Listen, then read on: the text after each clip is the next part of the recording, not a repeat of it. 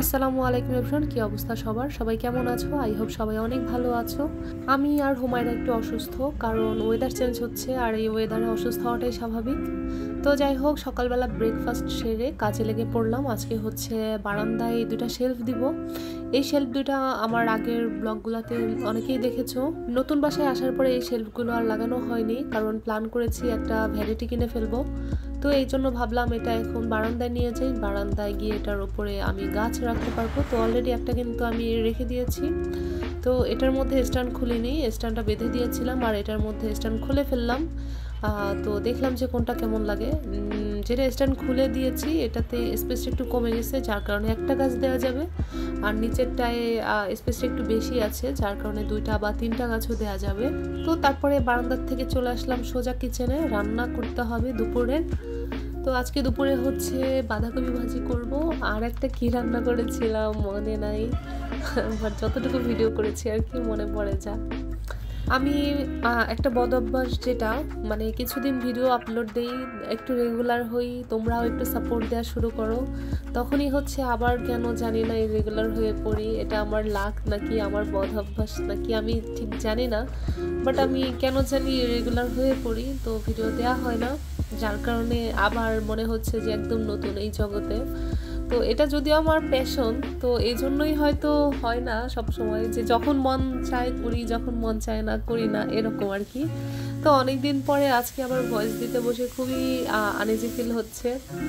তো যাই হোক, প্রতিবার কিন্তু প্রতিজ্ঞা করে আসি যে না, এবার ফাইনাল, এবার আর মিস করবো না, শুধু ব্লগ আপলোড দিতেই থাকবো, ভয়েস দিতেই থাকবো, অফ করবো না। বাট অফ হয়েই যায় কয়দিন পর পর, আমার মুড সুইং হয় প্রচুর। তো যাই হোক, নতুন বাসায় আসার পরে এই গ্লাসগুলো এখনও ক্লিন করি নাই। আমি এই বাসায় উঠছি প্রায় 1 মাস, বাট এখনও গ্লাসগুলো ক্লিন করা হয়নি, তো ভাবলাম একটু ক্লিন করে নেই। আমার ভাইকে বলেছিলাম ওর বারান্দার গ্লাসটা ক্লিন করতে, বাট এমন ক্লিন করছে যে মানে পুরা আগে যে অবস্থা ছিল তার চেয়েও বাজে অবস্থা হয়েছে। তো এই জন্য ভাবলাম যে আজকে আমি নিজেই ক্লিন করে ফেলি। তো আমি 2টা বারান্দার গ্লাসই কিন্তু ক্লিন করে ফেলেছি।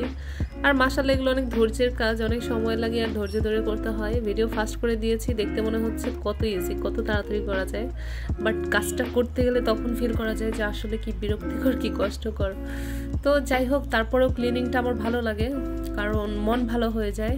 তো সব কিছু ক্লিনিংয়ের পরে, ঘরটার মুছে ফেলার পরে, শীত যেহেতু চলেই আসছে, পোড়া ঘরে হচ্ছে টুকটাক যা কিছু কার্পেট ছিল বিছিয়ে দেওয়ার চেষ্টা করেছি, কারণ হুমায়রার একটু ঠান্ডা লেগেছে, ও হাঁটলে যেন কিছুটা হলেও ফ্লোরের ঠান্ডা থেকে বাঁচতে পারে।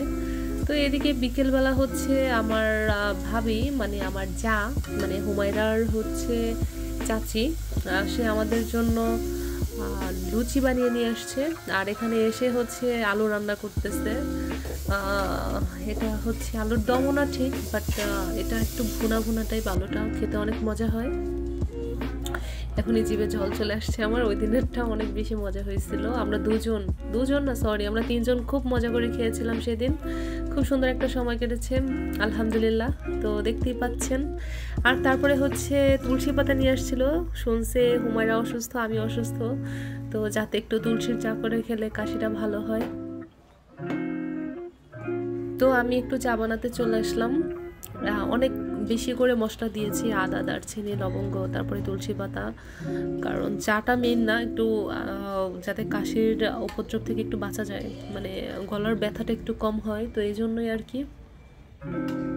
বিকেলবেলা অনেক সুন্দর আমরা গল্পগুজব করে সময়টা খুব তাড়াতাড়ি চলে গেছে, কখন যে সে সময় চলে গেছে টেরও পাইনি। তো এর মধ্যে ভাবি চলে গেছে, আমি আবার একা হয়ে পড়লাম।